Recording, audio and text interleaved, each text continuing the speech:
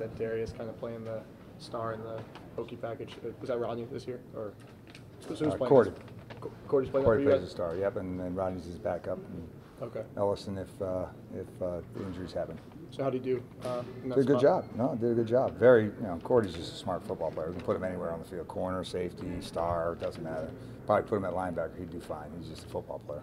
Weird for a guy like that to go from the strong safety spot and then the late downs to switch, or is it? I mean, no. We've been working on it since spring. He was there in the spring, so he's got a whole spring under his belt, and then he's got the whole training camp under his belt. So, and he's, like I said, he's a smart football player, so he'll be fine. You guys run a lot of young guys out, a lot of freshmen. Anybody stand out to you when you watch the game back? All the freshmen played pretty well, but we didn't have a lot of missed assignments, which you would think with the first game, that you have a lot of missed assignments playing so many young guys, but we were pretty clean. I mean, there's obviously some missed assignments, but there wasn't a ton as you usually expect the first game. How did Paris do in his first start? I know good. Yeah, no, he's long, he's athletic. He's exactly what we thought he was going to be. He can become a force on defense.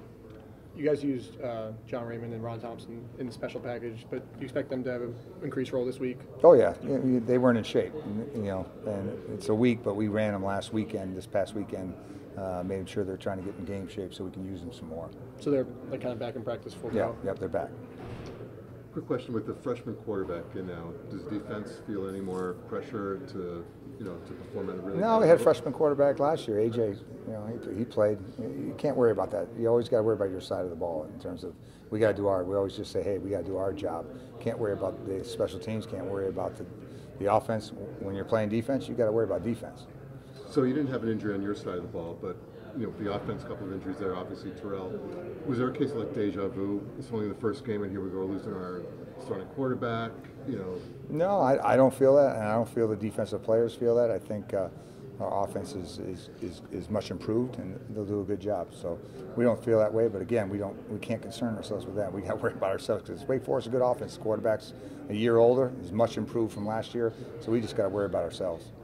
15 freshmen that appear in the game, and I realize defense is a lot younger, but do you guys ever take into consideration looking toward the future, toward redshirting guys, or is that just kind of a different priority this season? That's the question for Coach Schaefer. Whoever he says we can play, we play. If he says we can't play him, we don't play him. So he gives us the roster on who we can play, and we'll play them if they're up. Is there a discussion about it ever? Oh yeah. Oh, he always takes into consideration what the staff says, but in the final say, it's his choice to make. Coach, as far as this weekend, obviously, Coach Clausen is known for his offensive mind. What do you anticipate from the Deacs? It's the same thing as Bowling Green. It's the same offense. They're going to run what they run. I don't expect any different. They always have a few wrinkles they throw in every game plan, which every offense does. So we kind of feel we know who they are. It's just going to be, can we play our fundamentals? Thanks, Coach.